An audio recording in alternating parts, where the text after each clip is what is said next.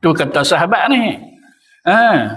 Jadi kita nak jadikan diri kita sebagai sahabat-sahabat Nabi. Sami'na wa ata'na. Tanpa bantah, tanpa persoal apa yang disebut, apa yang disuruh. Mereka berdiri tegak tanpa bergerak seolah-olah mereka telah terpaku ke bumi. Bila solat mereka qiyam, bila mereka berdiri, pacak tak bergoyang langsung. Kita tu dia. Lain kalau ada ribut. Sampai dinding masjid pecah, angin kencang masuk dalam masjid. Macam tu punya sembahyang. Apa hang ni sembahyang macam tu? Hang pun macam tu. Dia kata, aku pasal angin. Angin pun kena kat aku juga. Kalau yang tu tak ada masalah, orang sembahyang atas perahu. Oi, perahu. Kan? Jadi ikut ayat laut.